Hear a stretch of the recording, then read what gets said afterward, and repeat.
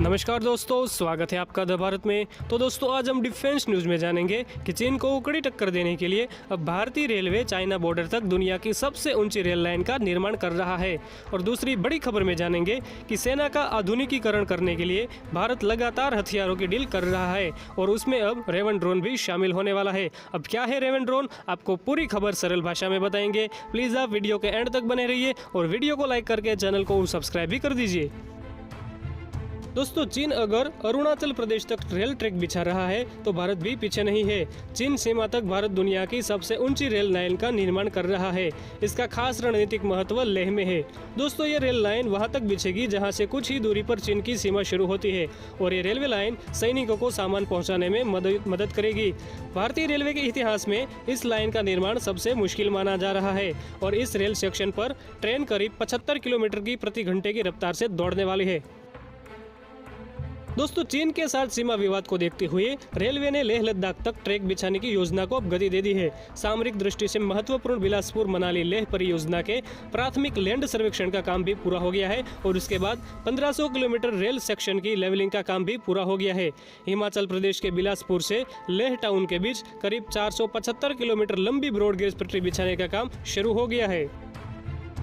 अब दोस्तों, इस सेक्शन पर करीब 1500 किलोमीटर मार्ग के तीसरे चरण की लेवलिंग का काम पूरा हो गया है। उत्तरी रेलवे के महाप्रबंधक राजीव चौधरी ने कहा कि किसी भी सर्वेक्षण में लेवलिंग का मुख्य उद्देश्य निर्धारित पॉइंटों के एलिवेशन का पता लगाना होता है।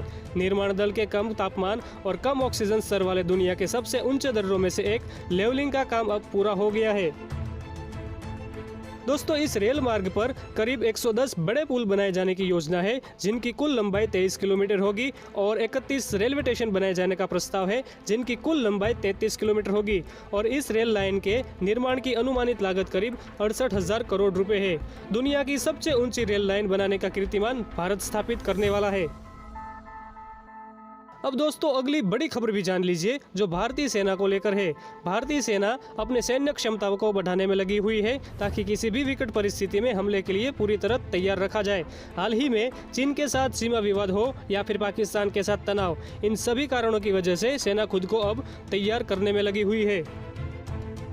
दोस्तों, भारतीय सेना हाथों से लॉन्च करने वाले और दूर से कंट्रोल करने वाले मानव रहित हवाई वाहन यानी कि UAV रेवन को अमेरिका से खरीदने वाली है। इसके अलावा अत्याधुनिक इजरायली स्पाइक फायरफ्लाई लॉयटरिंग को भी सेना में शामिल किया जाएगा। साथ ही दोस्तों, 40 किलोमीटर से अधिक की सीमा के साथ लंबी दूरी की सटीक हमला करने वाले मिसाइल को भी सेना में शामिल किया जाएगा।